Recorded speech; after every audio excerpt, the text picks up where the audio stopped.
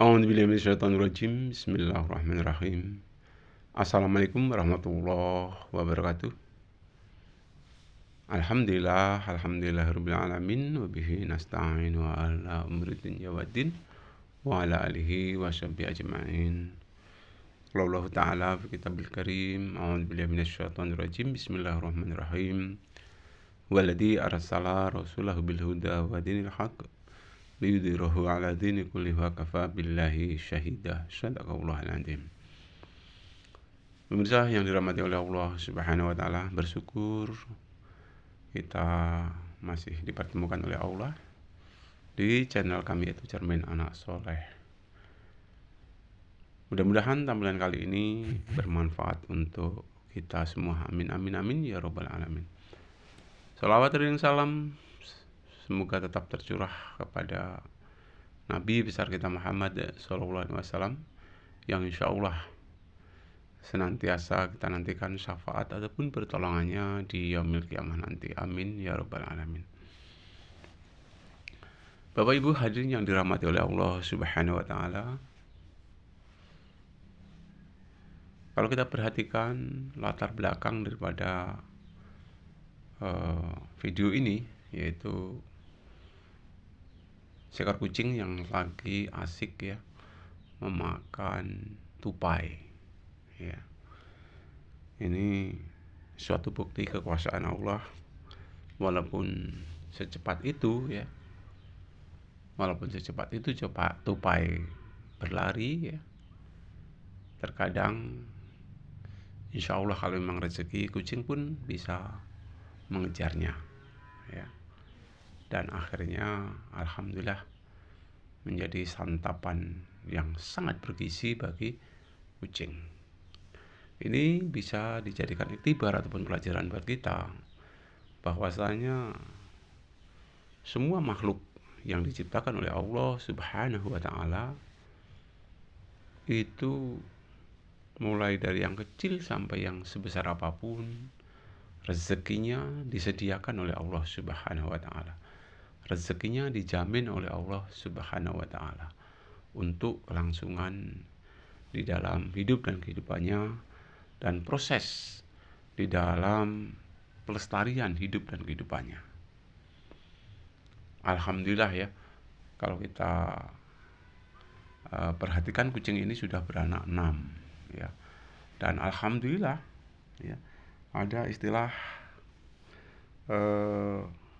pohon mangga itu jatuh nggak jauh dari batangnya ya.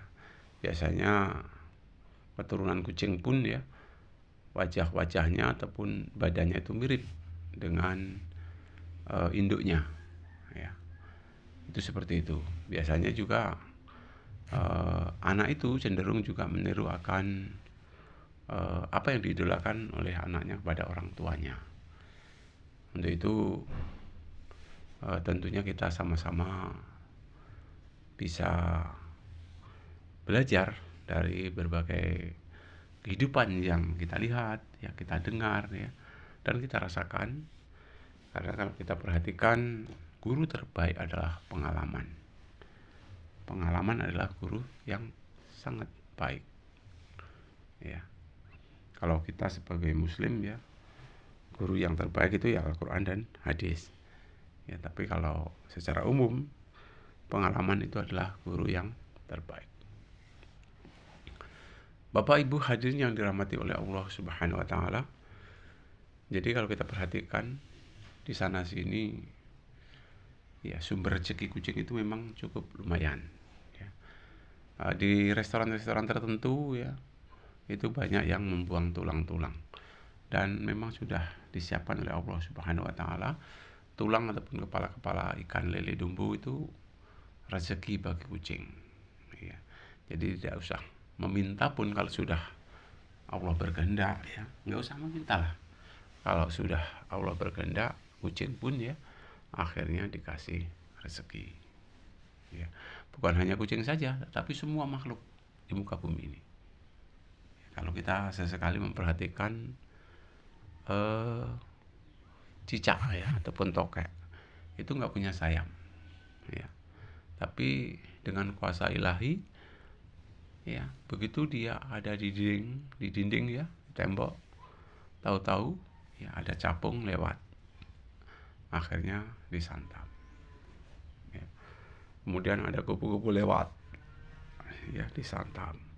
Ada belalang lewat, alhamdulillah karena dekat disantap. Ada nyamuk lewat, juga menjadi makanan empuk bagi cicak, ya, bagi cicak. Ya. Itu dia istiqomah hanya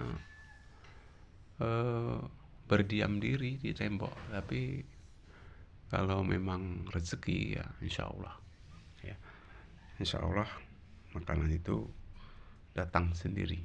Ya. Itu kalau binatang-binatang yang ada di lingkungan kita, ya. Semuanya ya tanpa terkecuali. Semut juga ya tanpa disadari dimanapun ya, dia memperoleh rezeki. Ayam begitu juga ya, dengan istiqomahnya dari pagi keluar dari kandangnya, sore pulang, alhamdulillah, ya. Alhamdulillah perutnya sudah berisi makanan yang cukup, dan juga tanpa memikirkan stok untuk besok. Begitu juga burung-burung tanpa memikirkan stok untuk besok. Nah, berbeda jauh dengan kita sebagai manusia. Kadang-kadang ya kita sebagai manusia ini ya, bila perlu mencari rezeki itu katanya ya cukup luar biasa, ya, cukup luar biasa, ya. Ada yang pernah bilang itu ya, bisa dimakan sampai ke 7 keturunan belum habis. Nah itu kadang-kadang ya. Ya kalau memang sudah Tuhan berkehendak memberikan rezeki kepada seseorang pun tiada hisab, tiada batas. Ya.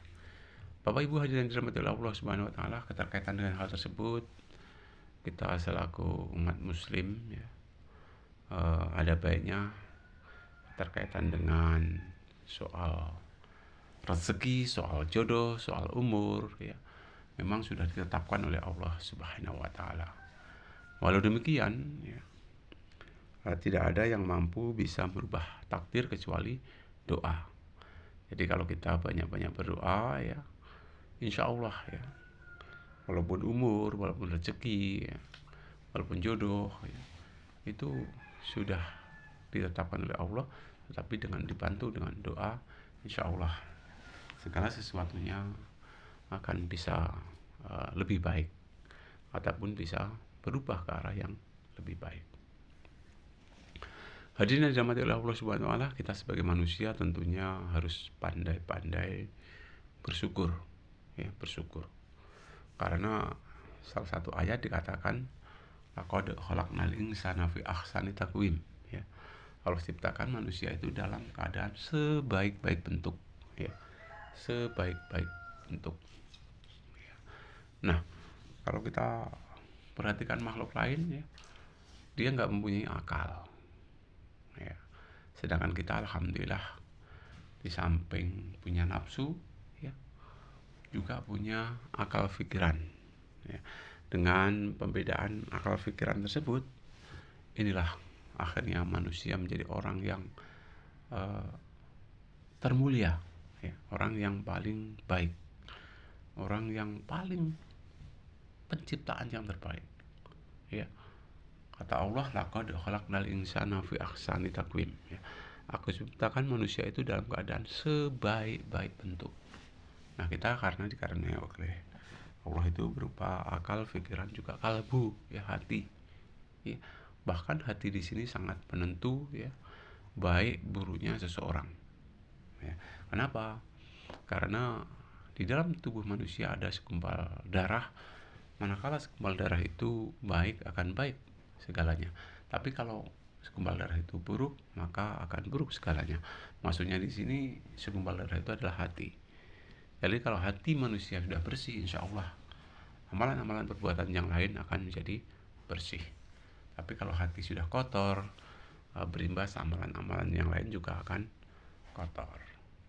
Dan nanti di alam akhirat yang ditanya Allah itu bukan masalah eh, cantik ya, masalah eh, kegantengan ataupun kegagahan ya, ataupun ketampanan ya, bukan masalah rupa, tapi yang dilihat oleh Allah adalah hati kita, bagaimana hati kita ini. Dan juga amalan-amalan yang lain yang dilihat oleh Allah yang sangat-sangat utama adalah masalah ibadah sholat. Untuk itu saya mengajak kepada para bapak, para ibu, hadirin yang saya hormati, khususnya kaum muslim ya, mari sama-sama lah ya kita perbaiki sholat kita, karena sholat kita ini adalah merupakan tiang daripada agama. Insya Allah kalau kita mendirikan sholat berarti kita menegakkan agama. Sedangkan kalau kita meninggalkan sholat berarti kita merobohkan agama. Jangan sampai agama kita ini roboh. Kalau bisa ya agama kita tentunya kita tegakkan ya. Kita kerjakan sholat sebagaimana aturan yang sudah ditetapkan dalam Al-Quran maupun di dalam Al-Hadis. Bapak Ibu hadirin yang dirahmati oleh Allah Subhanahu wa taala, sedikit akan saya sampaikan beberapa hal agar apa yang menjadi keinginan kita, apa yang menjadi anganan kita ya, apa yang akan menjadi cita-cita kita dikabulkan oleh Allah Subhanahu wa taala. Tentunya di sini ada beberapa trik ya agar doa kita betul-betul mustajab ya. Doa kita ini betul-betul diijabah oleh Allah Subhanahu wa taala. Bagaimana caranya? Tentunya beberapa hal yang akan saya sampaikan. Di antaranya ya, hendaklah kita mengetahui adab-adab di dalam kita berdoa. Ya. Waktu-waktu yang tepat, waktu-waktu yang mustajab untuk kita berdoa, di antaranya waktu selepas kita sholat. Nah, selepas kita sholat itu kalau kita mau berdoa tentunya ya kita baca tasbih, tahmid, tahlil ya. Kita baca subhanallah, alhamdulillah, Allahu akbar dan lain sebagainya ya, kita wirid dulu. Baru kalau kita sudah selesai wirid ataupun selesai berzikir, kita menghadap kehadirat Allah Subhanahu wa taala, ataupun dengan kata lain berdoa apa yang kita minta ya. Insya Allah ya, Allah senang kalau hambanya senang dalam berdoa, dan juga janjikan ya, insya Allah kalau kita mau bersungguh-sungguh berdoa, Allah akan kabulkan doa-doa kita. Jadi selepas sholat marilah kita sama-sama luangkan waktu ya, entah berapa menit ya, kita fokus untuk berdoa apa yang menjadi keinginan kita. Mudah-mudahan dengan waktu-waktu yang tepat tersebut Allah akan kabulkan doa-doa kita. Kemudian antara adzan dan qomat ya, selama 5 waktu ya, isya, subuh, duhur, asar, maghrib ya, selalu dikumandangkan adzan ya. Nah, saat-saat antara adzan dan qomat ya, jeda untuk menjelang qomat ya, itu adalah saat-saat mustajabnya suatu doa. Jadi adik-adik khususnya ya, jangan sampai kita bicara-bicara sendiri ya selepas adzan, tetapi hendaknya kita mungkin sholat qoblal ya, sholat qoblal ataupun sholat rawatib, kemudian kita berdoa. Insya Allah ya, antara adzan dan qomat adalah saat-saat yang bagus di dalam kita melantunkan doa ataupun munajat kepada Allah Subhanahu wa ta'ala. Kemudian ada juga ketika turun hujan ya, kita ada baiknya juga berdoa ya, berdoa. Kemudian ketika kita menunaikan ibadah haji ya, ada tempat-tempat mustajab pun ya, ada tempat-tempat mustajab di dalam waktu kita pelaksanaan ibadah haji, kita juga baca doa ya. Dan juga kalau bisa dalam kita berdoa ya, itu gimana caranya menghadap ke kiblat, kemudian menyederhanakan suara kita. Ya, nggak usah terlalu keras. Allah Maha mendengar, Allah Maha mengetahui, ya Allah Maha melihat. Ya.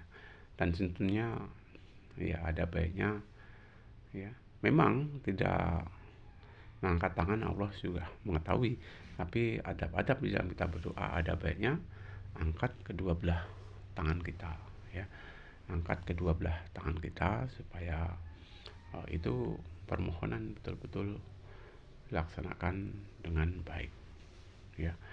Kemudian juga dengan khusyuk, ya, kalau bisa dengan khusyuk, dengan penuh tawadhu, ya, dan penuh tafakur, karena kita selalu berharap bahwa doa kita ini pasti diijabah oleh Allah Subhanahu wa taala.